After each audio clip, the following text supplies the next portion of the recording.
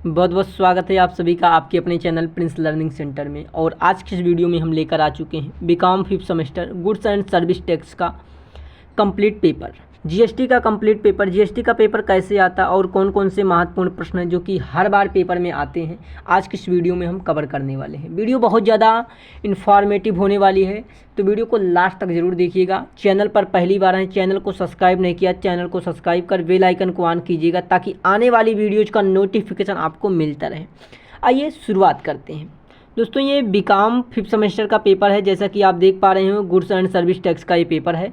ये 2024-25 का पेपर ऐसे ही पेपर आया हुआ था, रियल वही पेपर है। इसमें हम देखते हैं कौन कौन से प्रश्न जो हैं कई बार रिपीटेड हुए हैं और कैसे आपका पेपर आता है। पैटर्न वही होता है जैसे कि आपने अभी तक दिया है paper 2nd semester 4th semester, इन सभी का पेपर जैसे दिया आपने कि पहला सेक्शन जो होता है आपका सेक्शन ए खंड आ जो होता है ये, इसमें 3 नंबर के क्वेश्चन होते हैं और टोटल 10 क्वेश्चन होते हैं, जिनमें से 10 को आपको करना होता है और टोटल आपके यहाँ पर 30 मार्क्स यहाँ से बन जाते हैं।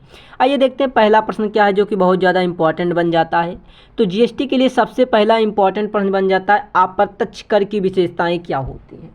जैसा कि हम जानते हैं कि जीएसटी जो होता है हमारा गुड्स एंड सर्विस टैक्स जो होता है ये एक इनडायरेक्ट टैक्स होता है। तो पहला प्रश्न यही बन जा रहा है, what are the features of indirect tax. यहाँ पर डायरेक्ट ये नहीं पूछा जा रहा कि इनडायरेक्ट टैक्स क्या है, यहाँ पर पूछा जा रहा कि इनडायरेक्ट टैक्स की फीचर्स क्या है, मतलब अप्रत्यक्ष कर की विशेषताएं क्या हैं। तो बहुत ज़्यादा इंपॉर्टेंट प्रश्न है ये कि इनडायरेक्ट टैक्स क्या होता है, इसकी विशेषताएं क्या हैं। ठीक, इस तरह से प्रश्न पूछा जाता है, तो वेरी इंपॉर्टेंट की कैटेगरी में इसको नोट कर लेंगे। चलिए आगे प्रश्न की ओर चलते हैं। तो अगला प्रश्न आपका है कि टैक्स क्या, what is the difference between direct tax and indirect tax. Direct tax, जैसा कि आपने अगले सेमेस्टर में आपने पढ़ा होगा कि इनकम टैक्स आपका एक पेपर था इनकम टैक्स। तो इनकम टैक्स जो होता था एक डायरेक्ट टैक्स होता था, प्रत्यक्ष कर होता था। लेकिन अब की बार आपका पेपर जीएसटी का पेपर है गुड्स एंड सर्विस टैक्स का, जो कि एक अप्रत्यक्ष कर है। तो पिछली बार आपने डायरेक्ट टैक्स पढ़ा और अब की आप इनडायरेक्ट टैक्स पढ़ रहे हैं। तो यहाँ पर प्रश्न आपसे पूछा रहा है कि डायरेक्ट टैक्स और इनडायरेक्ट टैक्स में अंतर क्या होता है। तो जैसा कि डायरेक्ट टैक्स जो होता है मैं बता दूं थोड़ा सा शॉर्ट में, तो डायरेक्ट टैक्स जो होता है वहाँ डायरेक्ट उस व्यक्ति से लिया जाता है, पर्टिकुलर उसी से लिया जाता है जो उसका हकदार होता है। जैसे कि इनकम टैक्स क्या होता है, जिसको इनकम हो रही है वही टैक्स फिल करता है। लेकिन जो अप्रत्यक्ष कर होता है जैसे जीएसटी, ये क्या होता है, पर्टिकुलर उपभोक्ता इसको देता है। जैसे कि अगर मान लीजिए किसी प्रोडक्ट पर जीएसटी लगी हुई है तो लास्ट में जो उपभोक्ता इसको उपयोग करता है वही इस पर टैक्स देता है। तो ये समरी होती है, डायरेक्ट एंड इनडायरेक्ट टैक्स होता है। तो ये भी बहुत इंपॉर्टेंट है, आप इसको हाईलाइट कर लीजिए, वेरी इंपॉर्टेंट कर लीजिए। डायरेक्ट एंड इनडायरेक्ट टैक्स ये अंतर बहुत ज़्यादा पूछा जाता है, 3 नंबर में भी पूछा जाता है और कभी कभी 6 नंबर में भी पूछ लेता है कि डायरेक्ट और इनडायरेक्ट टैक्स क्या होता है। आइए आगे प्रश्न की ओर चलते हैं। तो देखिए यहाँ पर अगला प्रश्न है 3 नंबर का, वो है what is the structure of GST. GST का क्या स्ट्रक्चर है, कहने का मतलब जीएसटी का ढांचा क्या है, प्रारूप क्या है, जीएसटी के चरण कैसे, कौन सा स्ट्रक्चर है। कोई भी चीज़ होती है तो उसका एक स्ट्रक्चर होता है, उसका एक पोर्टफोलियो होता है और उसी बेस पर वो चलता है। तो यहाँ पर पूछ रहा है जीएसटी का स्ट्रक्चर क्या, ढांचा क्या है। और अगला प्रश्न है, चौथा प्रश्न है आपका कि what are the provisions for change in GST rate. कहने का मतलब जीएसटी दर में परिवर्तन के प्रावधान क्या हैं। जीएसटी रेट में अगर कोई परिवर्तन किया जाता है तो उसके कौन से नियम है, कौन से कानून है, वही प्रावधान की बात यहाँ पर की जा रही है। तो इम्पॉर्टेंट है ये, क्योंकि अभी हाल में जीएसटी के कुछ रेटों में परिवर्तन किया गया, कुछ प्रोडक्ट कुछ आइटम पर जीएसटी रेट चेंज किया गया है। तो ये प्रश्न और ज़्यादा महत्वपूर्ण बन जाता है। अगला प्रश्न 5वां है आपका कि what are the importance thing about the supply of time. कहने का मतलब समय की आपूर्ति के बारे में महत्वपूर्ण बातें क्या हैं। समय की आपूर्ति मतलब समय के साथ अगर किसी चीज़ की पूर्ति की जाए, आपूर्ति की जाए, तो उसके बारे में महत्वपूर्ण इंपॉर्टेंस फैक्ट क्या है, इंपॉर्टेंट बातें क्या हैं, उसको आप बताइए। और अगला प्रश्न आपका यही है, समय की आपूर्ति क्या है। यहीं से देखिए समय की आपूर्ति के बारे में महत्वपूर्ण बातें पूछ रहा है। और अगला प्रश्न डायरेक्ट ही पूछ ले रहा है कि समय की आपूर्ति क्या है। What is time of supply, मतलब समय के साथ पूर्ति, किसी भी आइटम को समय के साथ सप्लाई करना क्या है।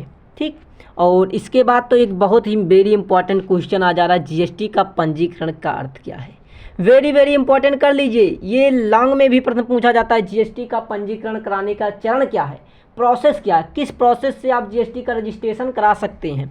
और कभी कभी ये पूछा जाता है कितने प्रकार से जीएसटी का रजिस्ट्रेशन होता है। जीएसटी का रजिस्ट्रेशन आप किस तरह कितने प्रकार से करा सकते हैं, जैसे कि अगर आपको रेगुलर में कराना है, कंपोजिशन में कराना है, तो ऐसे कई सारे फैक्टर होते हैं, कई सारे प्रकार होते हैं जिनमें आप जीएसटी का रजिस्ट्रेशन करा सकते हैं। सबका अलग अलग अपना क्राइटेरिया होता है। तो यहाँ पर आपसे प्रश्न पूछा जा रहा है जीएसटी पंजीकरण का अर्थ क्या है 3 नंबर के लिए। तो ये रामबाण प्रश्न है, 100% आप कह सकते हैं कि ये पेपर में आने वाला प्रश्न है। ठीक, अगले प्रश्न की बात करें तो अगले प्रश्न पर है, अगला प्रश्न आपका इनपुट टैक्स क्रेडिट ITC क्या है।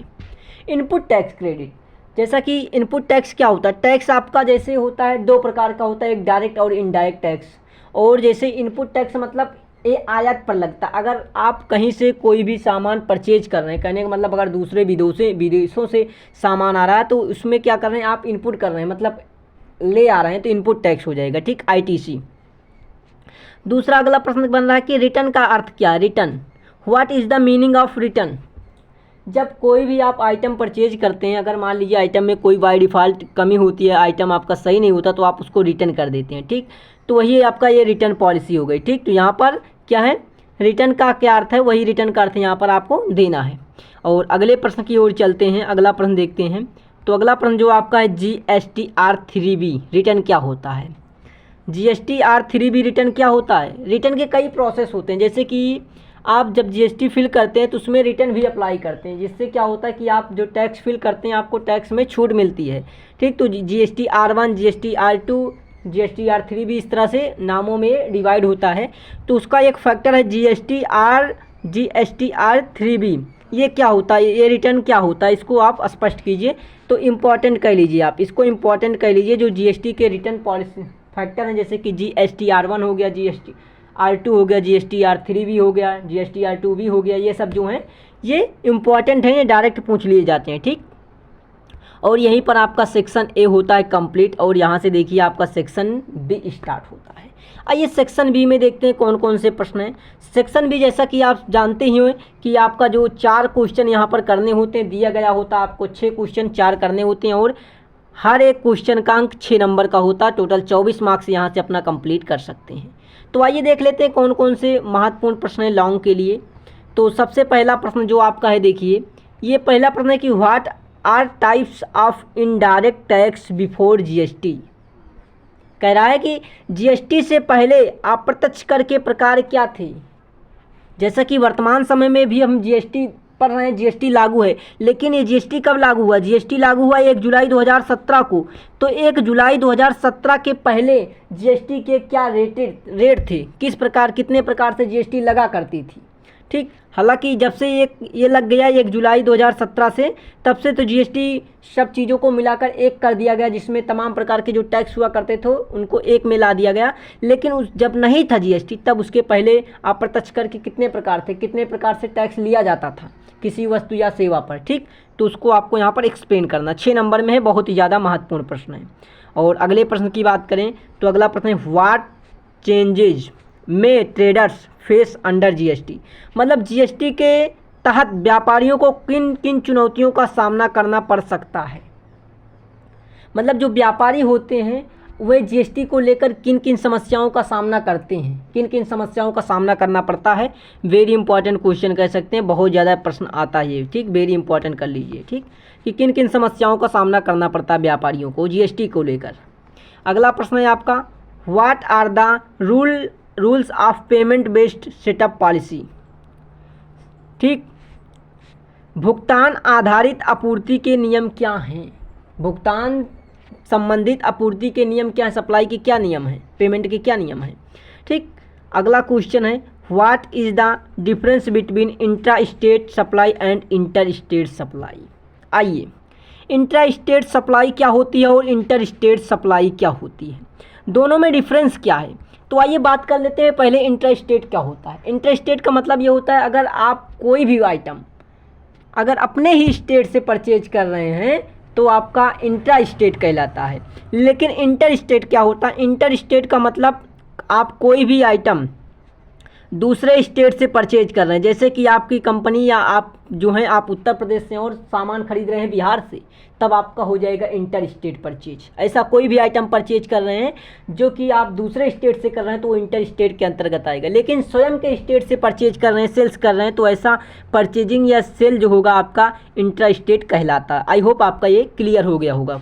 ठीक, अगले पर बात करें तो अगला आपका है अंतर्राज्यीय आपूर्ति और अंतर्राज्यीय आपूर्ति में क्या अंतर है। मतलब देखिए वही चीज़ है यहाँ पर, देखिए what are the difference between inter state and supply, वही है अंतर्राज्यीय आपूर्ति या अंतर्राज्यीय आपूर्ति में क्या अंतर है। ठीक, अगला प्रश्न देखें, अगला प्रश्न है कि what is meant by value of supply and why is it important under GST. कहने का मतलब आपूर्ति का मूल्य क्या अर्थ है, आपूर्ति का मूल्य का क्या अर्थ है और यह जीएसटी के अंतर्गत क्यों महत्वपूर्ण है, ये जीएसटी के अंतर्गत क्यों महत्वपूर्ण है।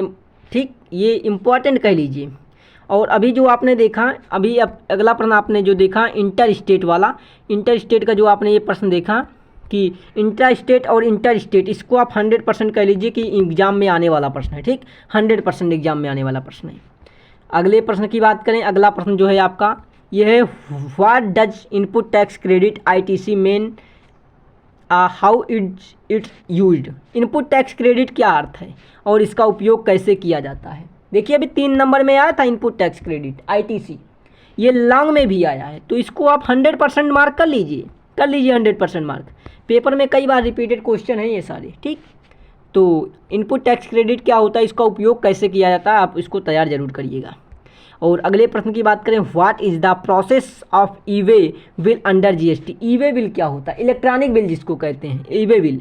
जीएसटी के तहत ई वे बिल की प्रक्रिया क्या होती है आपको बताना है, इम्पॉर्टेंट कर लीजिए, इम्पॉर्टेंट कर लीजिए। ठीक, आगे प्रश्न, और यहाँ से आपका सेक्शन बी कंप्लीट होता है। और आइए सेक्शन सी पर चलते हैं।